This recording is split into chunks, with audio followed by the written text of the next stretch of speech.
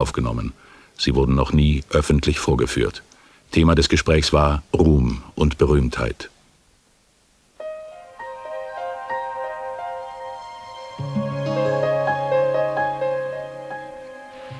Fame? It's like caviar. It's good to have caviar, but we had it every damn day. You know? And yeah, too much caviar. And yet, it stirs up envy, Fame. Who does she think she is, Marilyn Monroe?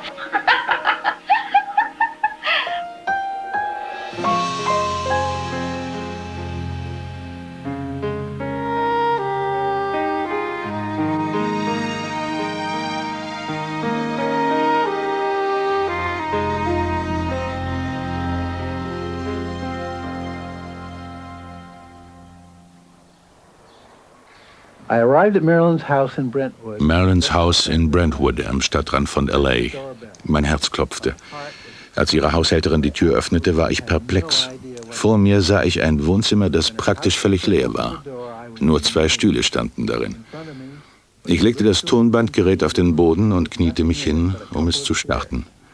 Plötzlich sah ich vor mir gelbe Hosenbeine und eine Stimme sagte, kann ich Ihnen helfen? Und so lernte ich Marilyn Monroe kennen, auf den Knien. And so that's the way I met Marilyn Monroe, on my knees. She looked great. Sie sah toll aus, hatte sich zurechtgemacht. Aber es ging ihr ganz offensichtlich nicht gut. Und dann durchlief sie ein wahres Wechselbad von Gefühlen, wurde wütend und wieder traurig, während wir darüber sprachen, wie ihr Leben sich verändert hatte durch den Ruhm. You know, since this article is going to be on fame, I like to state here and now, fame is fickle. And I know it. It has its compensation. It does. But it also has its drawbacks. And I've experienced both. Sie ist toll. Was soll so Besonderes an ihr sein? Das haben Millionen anderer Frauen auch, aber sie zeigen es nicht. Ich find's einfach großartig. Fame and happiness, it seems to me, is certainly temporary and a partial happiness. Or a waif. And I'm not calling myself an orphan, but I was brought up a waif.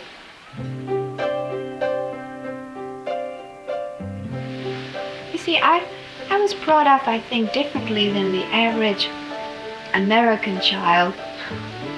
Because, no, but the average American child is sort of, you know, like, to be happy, you know. To be happy, that's it. Gee, happiness wasn't anything I ever took for granted. Enough to play. I didn't like the world around me too much, because it was kind of grim.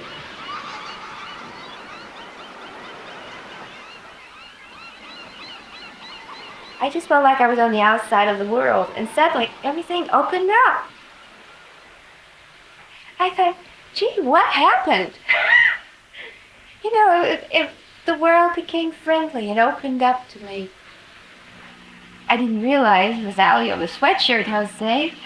I mean, I sort of was getting catch on, but I didn't quite get it, because I couldn't really afford sweaters.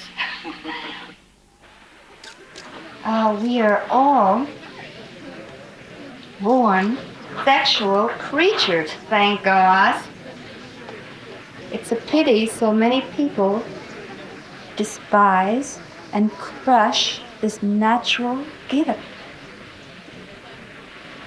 Tom Kelly, you can find him around. He's still around town. You know, when he first said, you know, pose nude, what did I bet? If I'm going to be a symbol of something, I'd rather have a sex than some other thing they got symbols of. See, that's the trouble. A sex symbol becomes a thing. Well, And would you hate to be a thing?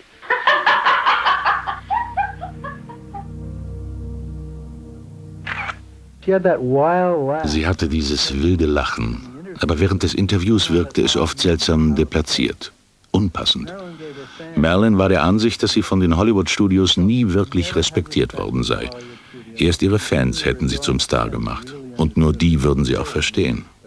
Als sie von ihren Fans sprach, blühte sie das einzige Mal während des ganzen Interviews richtig auf. if I am a star, the people made me a star. There was no studio and no person.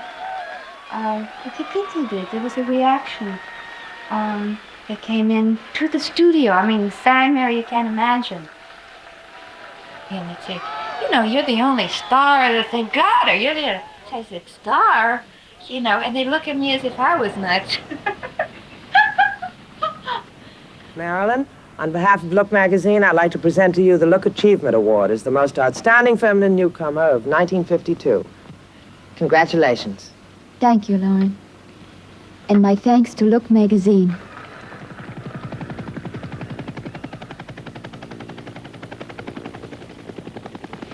Gee, I never felt I had an effect on people until I guess I was in Korea.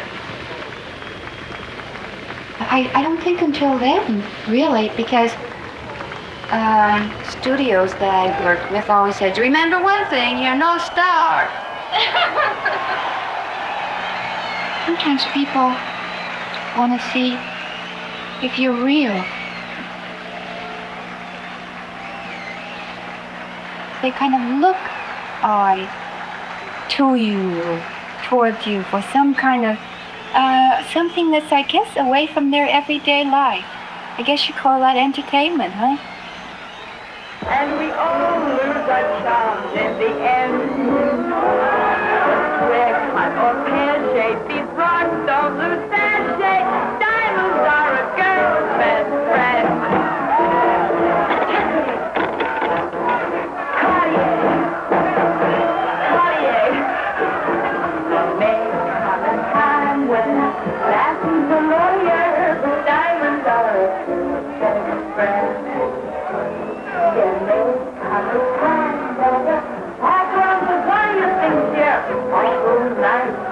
But get that ice or else no dice. He's your guy when stocks are high. But beware when they start to descend. It's then that those louses go back to their spouses. Diamonds are a girl's best friend.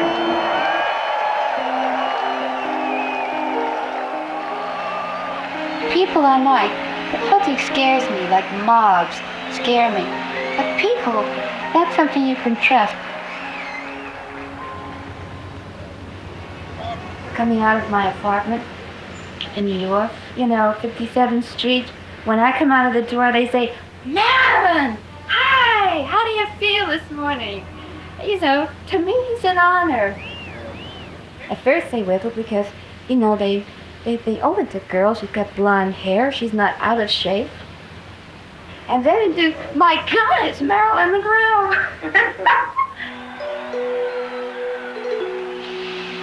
And I think that sexuality is only attractive when it's natural and spontaneous. This is where a lot of them miss the boat. You know what I mean?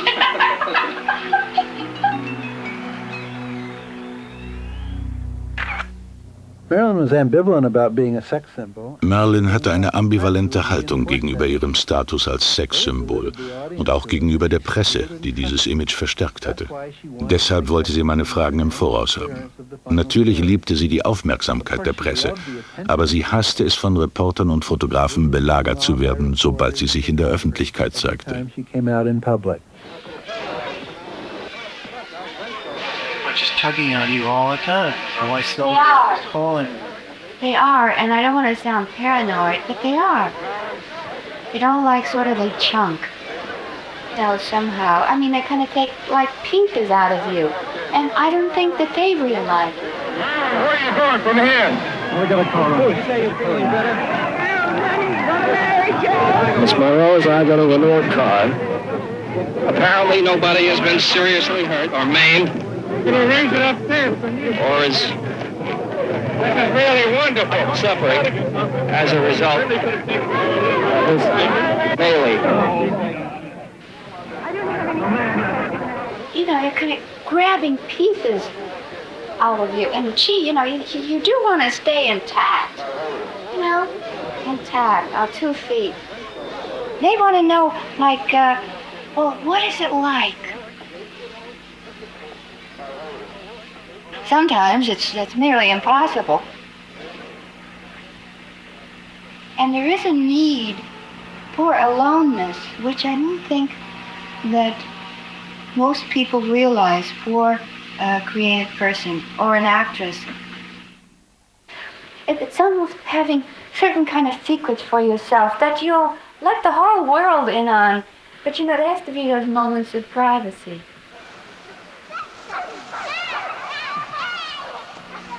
I used to laugh so loud and so gay. I would ask the boys, I said, can I ride your bicycle now? And they said, sure. And then I'd go zooming as I start to laugh in the wind, you know, riding down the block, laughing, you know.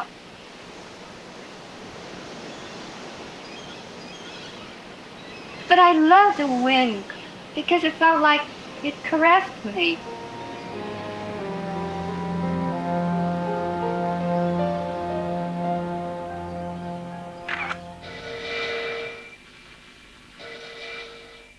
Marilyn only got a couple of phone Das Telefon klingelte nur ein paar Mal während des ganzen Interviews. Einmal sagte sie zu ihrer Haushälterin, für einen Italiener bin ich nicht zu sprechen. Sie meinte wohl Joe DiMaggio. Alle 3 Ehen von Marilyn sind gescheitert. Sie wollte auch nicht, dass ich ihre erste Ehe erwähne, mit einem Seemann, als sie 16 war. Well, I have to explain to you, I was never used to being happy. So that wasn't something I was sort of counting on. I think I counted on it, yes, in marriage.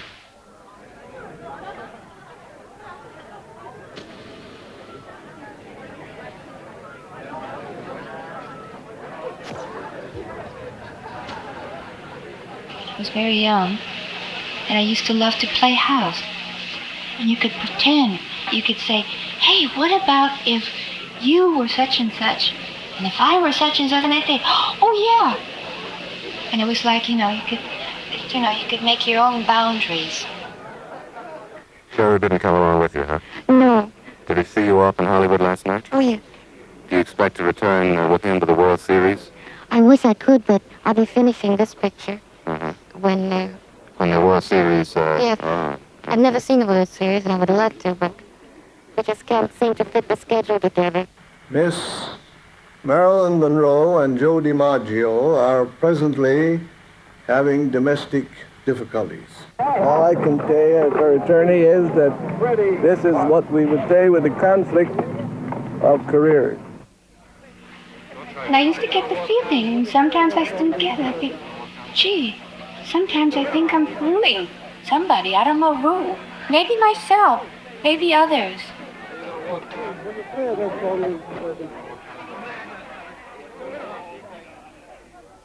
Mr. Miller, why did you file an application for a passport? I wanted to go to England. For what reason? You guess. We'd like you to... I wanted to be with the woman who is going to be my wife. You mean Marilyn Monroe? That's correct. When are you saying to have some children? Well, I'm not married yet, dear.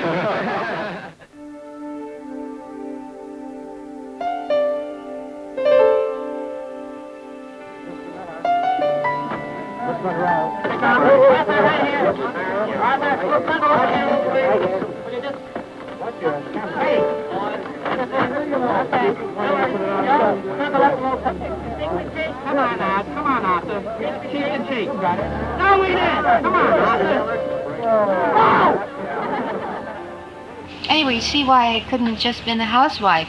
I've had too many fantasies. You know, I mean, I have feelings sometimes. Or some days when there are certain things that, gee, I think, gee, oh, if only I were a cleaning woman. On the way to the studio, see somebody cleaning or, you know, I think, oh, that's what I'd like to be. I guess I'll settle for where I am.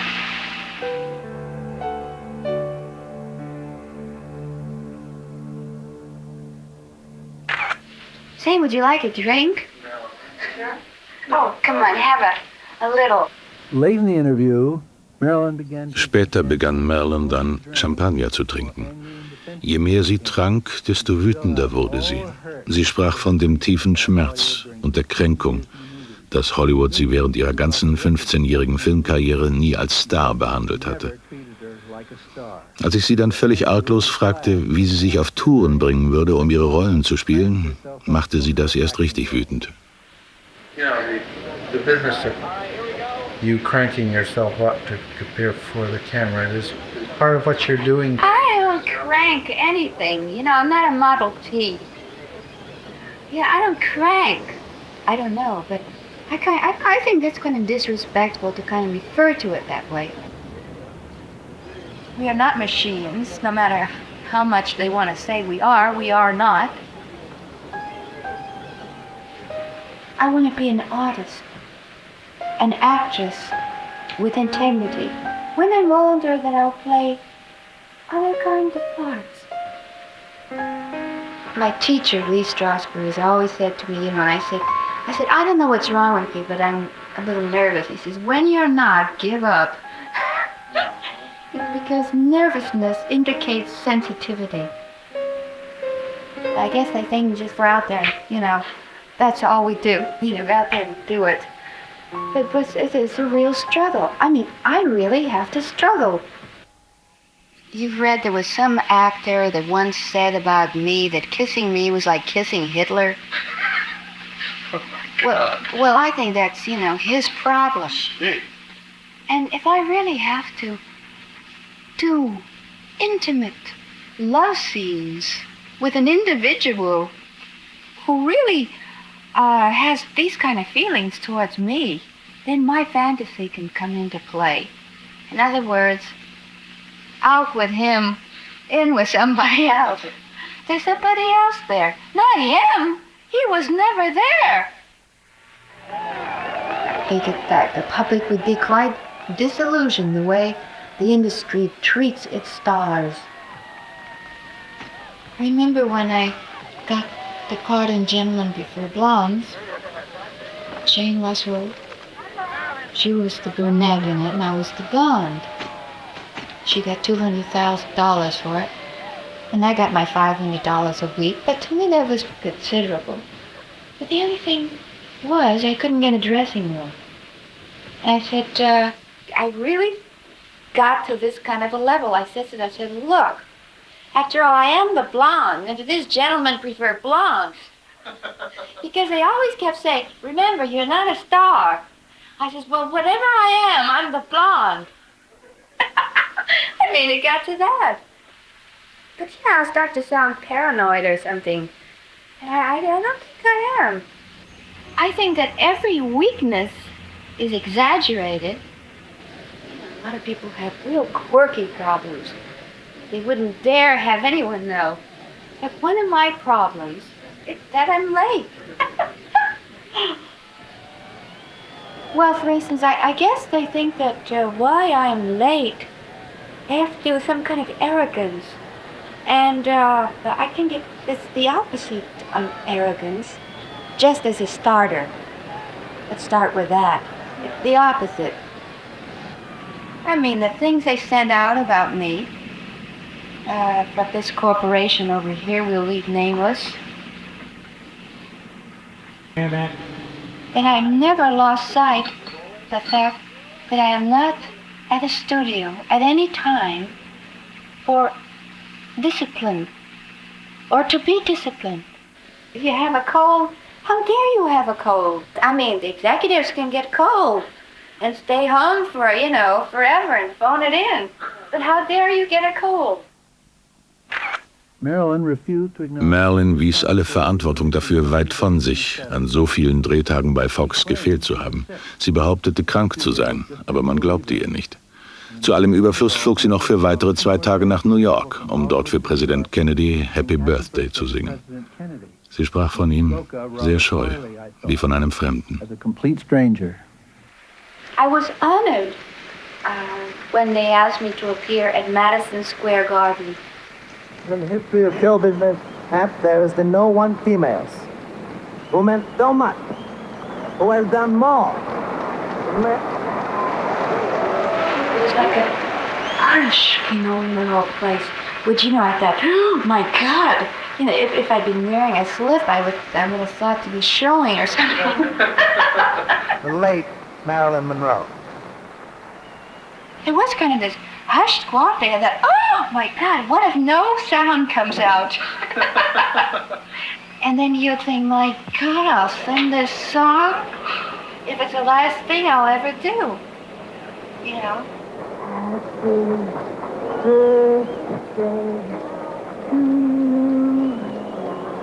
Happy birthday to you. Happy birthday, Mr. President. Happy birthday to you.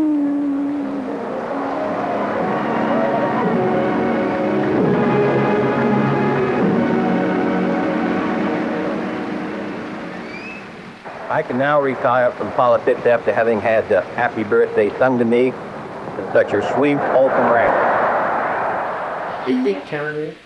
Afterwards, they had some kind of a reception because I never did see the food. But maybe there was in another part of the play. And I had met the Attorney General briefly. So it was good to see a smiling, friendly face. Keine 3 Wochen später wurde Marilyn gefeuert. Das Geburtstagsständchen hatte das fast zum Überlaufen gebracht. Sie hatte an 21 von 33 Drehtagen am Set von Something's Gotta Give gefehlt. Marilyn war erschöpft. Sie hatte eine Flasche Champagner getrunken und kaum etwas gegessen. Und sie stellte sich weiterhin als Opfer dar. Fame is also a burden.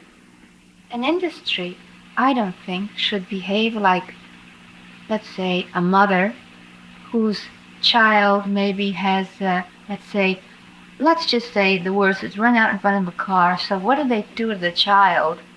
But instead of clasping the child to them, they start beating up on the child. They feel that it gives them some kind of a privilege to walk up to you and say anything to you. So at least it's something that, let's say, I experience. So it's not just that, okay, fame will go by. So long, I've had you, fame. If it goes by, I told you it was fickle. I don't know if this is going to come off on tape, but I know what I mean. It's just great. Well, I hope we got something here. But please don't make me look like a joke.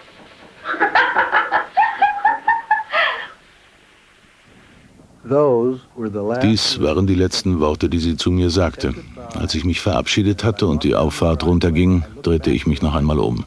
Sie stand in der Tür, winkte mir zu und rief, hey, danke. Der Artikel erschien im Live Magazine in der Ausgabe vom 3. August. Am 5. August klingelte das Telefon. Es war ein Reporter. Er sagte, Marilyn ist tot. Ich war wie vom Donner gerührt. Marilyn war es ganz offensichtlich nicht gut gegangen. Aber für mich hatte es keinerlei Anzeichen dafür gegeben, dass dies ihr letztes Interview sein würde, dass sie kurz vor dem Selbstmord stand. In den 30 Jahren, die seitdem vergangen sind, habe ich die Tonbänder dutzende Male daraufhin abgehört. Aber ich habe nie etwas gefunden. Bis heute nicht.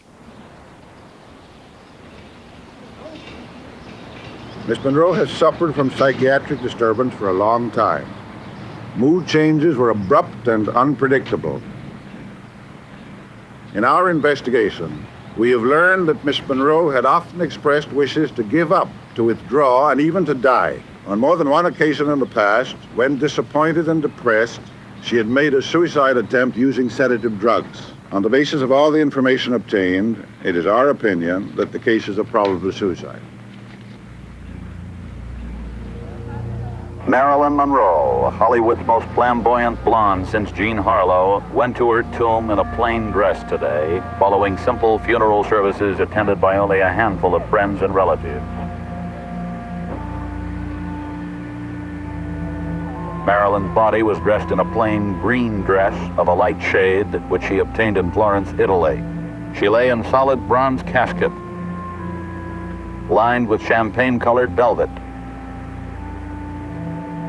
Marilyn Monroe has found surcease from the many personal sorrows that afflicted her life, both private and public. Her resting place, not too far from the movie mills where she began her meteoric rise to stardom.